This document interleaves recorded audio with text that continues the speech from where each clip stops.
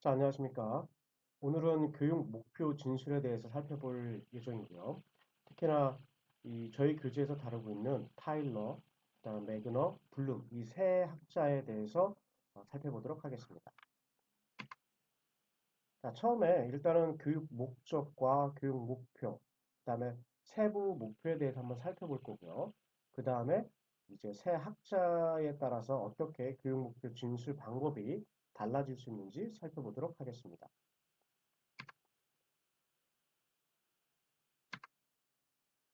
자, 일단 교육 목적과 목표와 세부 목표가 있는데요. 일단 이 피라미드 구조상으로 이렇게 본다면은 교육 목적이 가장 큰 상위 개념이고요. 그 다음에 그 밑으로 교육 목표가 있고, 그 다음에 세부 목표가 이렇게 있습니다. 자, 교육 목적을 이렇게 보시면은 이 교육 과정이 전체적으로 어떠한 의도를 가지고 그리고 바람직한 결과를 가장 포괄적으로 이제 제시되는 그렇게 기술이 되는 건데요. 이런 것 같은 경우는 아마 여러분들 전공 과목의 홈페이지를 가시면은 여러분들 전공에 대한 목적이 있을 거예요. 그러한 목적들을 우리 과는 뭐 어떤 목적을 가지고 뭐라 이렇게 다 있을 겁니다. 그 다음에 목표가 있죠. 그 다음에 특정 이 교과 과정에서 여러분들이 어떻게 무엇을 배우는지 이게 조금 더 구체적인데요. 아마 여러분들 전공 과목에 보시면은 뭐 어떤 과목에서 무엇을 배우고 뭐 2학기 때는 뭐 뭐를 배워 이렇게 뭔가 다 있을 겁니다. 그런 부분들이 교육 목표고요. 그 다음에 세부 목표는 각 교육 목표는 더욱 구체적인 목표로 명료화되는 거죠. 더 세부화되는 거죠. 또 한 예를 살펴보시면은 이렇게 예를 들 수 있는데요. 자, 커다란 교육 목적은 뭐냐면 민주사회 능력 있는 시민을 양성을 하는 거예요. 이게 이러한 큰 틀이 있고 이 큰 틀에서 이거를 보여줄 수 있는 게 뭐냐면 민주적 절차에 적극 참여할 수 있다. 이렇게 볼 수 있는 거죠. 그 다음에 이거에 대해 조금 더 구체적으로 대통령 선거 절차에 대한 질문을 바르게 대답할 수 있다. 자, 이제 뭐 얼마 안 있으면 이제 총선이 있죠. 그 총선에 관련돼서 얘기를 하면 민주사회 능력 있는 시민을 양성하는 거예요. 저희 이 교육이. 그렇다면 민주적 절차에 대해 적극 참여할 수 있고요. 그 다음에 세부 목표는 이 총선이라든지 이 선거에 대해서 올바르게 이해를 하고 거기에 대해서 관련된 질문들을 올바르게 답할 수 있다. 이렇게 계획이 되는 거죠. 특히나 제가 예를 이렇게 뭐 시민성과 관련돼서 이렇게 말씀드렸는데요. 제가 이렇게 한 이유는 어, 올해부터 이제 고3 만 18세가 되는 학생들부터 이제 투표를 할 수가 있는데 선거를 참여할 수 있는데 아직 선거에 대한 학생들에 대한 교육이 어떻게 이루어졌는지에 대해서 어, 개인적으로 약간 궁금하기도 하고 좀 꼭 필요한 교육이 아닌가 싶은데 어, 아직까지 학교에서는 대체적으로 어떻게 이게 이루어지고 있는지 또 어떻게 할 건지에 대한 계획이 없는 걸로 알고 있습니다. 그래서 좀 고민이 되고 그다음 걱정이 되는 부분이긴 한데 여러분들도 이제 교생 실습을 나가시게 되거나 그러면은 그 친구들이 뭐 어떻게 할지 한번 지켜보시면 좀 알 수 있지 않을까 싶네요. 물론 뭐 저희가 계약을 하고 오프라인에서 만나게 되고 뭐 이후에 교정 실습을 가면 뭐 선거가 끝나겠지만 뭐 학생들의 의견을 들어볼 수 있으니까요. 뭐 학생들이 어떻게 접근을 했는지 이런 거 들어볼 수 있으니까 한번 얘기를 나눠보시기 바랍니다. 자, 이제 교육 목표 진술 방법에 대해서 이제 알아볼 텐데요. 첫 번째 이 타일러의 이원적 진술이라고 그러는데요. 이 이원적 진술은 어떤 식의 이원적 진술이냐면 여기 나온 것처럼 이 내용이 들어가야 되고요. 내용이 들어가야 되고 그걸 행위 동사로 나타나야 돼요. 그래서 그걸 이원적 진술이라고 그러는데요. 이 이원적 진술은 내용 플러스 여기 보시면 내용 플러스 행위 동사예요. 그래서 이걸 이원적 진술이라고 해요. 그리고 합리적 교육과정 개발 모형. 이게 저희 교재에서도 이제 나중에 다루겠지만 이 타일러는 교육 평가라는 용어를 만들어낸 것으로도 이제 유명하지만 또 가장 많이 쓰는 이유가 뭐냐면요. 타일러는 또 그 목표 중심 평가 모형을 만들고요. 그 목표 중심 평가 모형은 한국뿐만 아니라 전 세계에서 가장 많이 쓰이는 평가 모형이기도 합니다. 물론 평가 모형은 나중에 저희 교재에서 살펴볼 겁니다. 그렇기 때문에 이 목표 중심 평가 모형에서 다루는 거는 교육 과정이 어찌됐든 간에 그 목표를 달성하기 위해서 설계가 되고 계획이 돼야 돼요. 그렇기 때문에 이 교육 목표 설정에 대해서 상당히 중요하게 생각을 합니다. 자, 여기서 이제 이걸 잘 생각해 보셔야 되는데, 중고등학교 교과목에 가서 교육 목표를 명확히 설정하고 학생들에게 이번 시간에는 뭐 덧셈을 가르칩니다, 뺄셈을 가르칩니다. 그래서 명확히 해주는 건 상당히 좋습니다.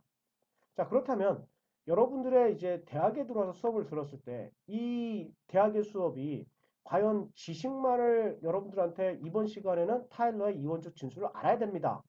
를 가르치는 게 맞는 건지 아니면 이원적 진술을 여러분들이 배우고 그 이원적 진술을 바탕으로 해서 여러분들이 여러분들 전공력에 맞춰 가지고 쓸 수 있고 어떻게 적용시켜야 되고 그리고 여기서 문제점이 뭔지 그리고 이거보다 좀 더 나아갈 수 있는 방법이 뭔지 이렇게 생각하는 사고의 힘을 길러야 되는 건지 그렇다면 그런 사고의 힘이라는 건 가르쳐서 되는지 만약에 된다 그러면 어떻게 해야 되는지 이런 부분들은 이렇게 명확히 목표로 설정한다고 해서 잘 되지는 않을 것 같은데 우리나라 그 대부분의 교육 과정도 그렇고요. 그 대학에 들어와서도 대학의 교육 과정에서도 그렇고 대부분 타일러의 이원적 진술을 가지고 교육 목표 설정을 하라고 그래요. 여러분들이 그 교생 실습을 가기 전에 배우는 그 수업 중에서도 목표 설정을 하라고 그러는데 그 목표 설정에서의 쓰이는 그 방법이 바로 타일러가 제시한 이원적 진술 방법입니다. 자, 그 다음에 이 교육 목표는요, 명확하게 진술돼야 돼요. 맞습니다. 명확하게 진술이 돼야 되고 학습자가 행동으로 나타날 수 있게끔 해가지고 1원, 2원에서 2원적 진술이라고 해요. 제가 왜 이 말씀드렸냐면 이 타일러가 제시한 그 목표 중심 평가 모형은요, 아주 그 짧은 시간에 큰 효과를 낼 수도 있지만 단점도 존재를 합니다. 왜 그러냐면 목표를 세웠죠. 목표와 관련되지 않은 건 전혀 관심사항이 아니에요. 그래서 요새 무슨 뭐 안 좋은 사태들이 이렇게 막 벌어지고 있는데 특히나 뭐 그 중고등학생들 대상으로 해가지고 아무튼 그 인성이 안 좋다 막 이런 얘기들 많이 나오죠. 그러면 우리나라가 교육 목표를 인성을 목표로 세워가지고 인성을 제대로 가르쳤느냐 그런 교과 과정을 해왔느냐 이건 아이들을 탓하기보다는 학교 당국이 조금은 반성해야 될 문제인 거는 같아요. 무조건 뭐 아이들의 인성이 나쁘다 뭐 교육이 필요하다. 이거는 너무 그 윗선에서 보는 관점이 아닌가. 그러니까 왜 그러냐면 인성교육이 필요성을 느끼고 인성교육진흥법이 2016년도가 통과가 돼가지고요. 지금 학교에서는 학생들의 인성을 가르쳐야 되는 실정이에요.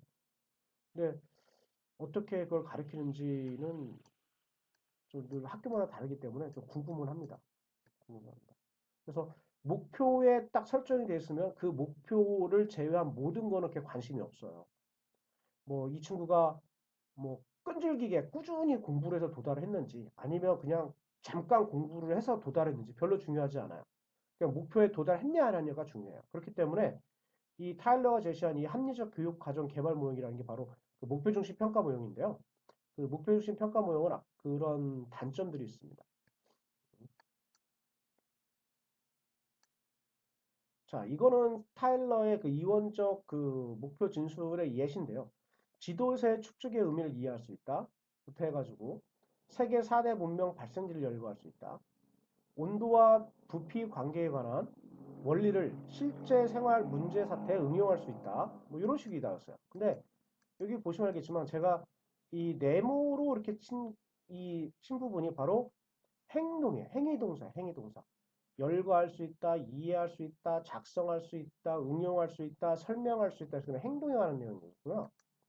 제가 이렇게 동그라미란 부분이 바로 내용에 관한 부분이에요. 내용에 관한 부분. 자, 그렇다면 자, 잘 생각해 보세요. 여러분들 제 4대 문명이 어디라고 생각하십니까?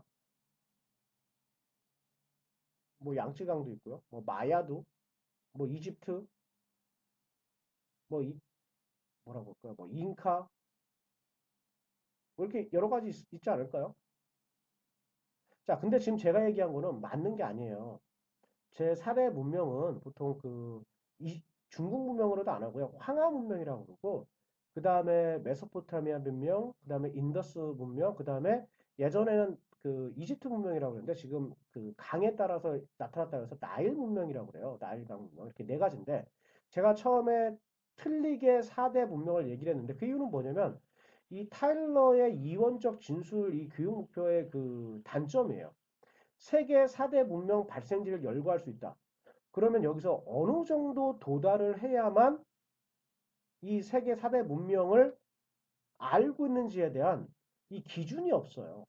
누군가는 나 중국 황하 문명까지 알았어. 그 다음부터 기억이 안 날 수도 있어요. 특히나 여러분들한테 익숙하지 않은 뭐 메소포타미아, 인더스 문명은 아마 생각이 잘 안 나시는 분들도 계실 거예요. 그러면 4대 문명을 도대체 몇 개를 알아야 4대 문명에 대해서 안다라고 할 수 있을까? 이런 식의 문제가 발생을 합니다. 그래서 그 문제를 해결한 게 바로 매그너인데 그 매그너는 다음 동영상에서 설명하도록 하겠습니다.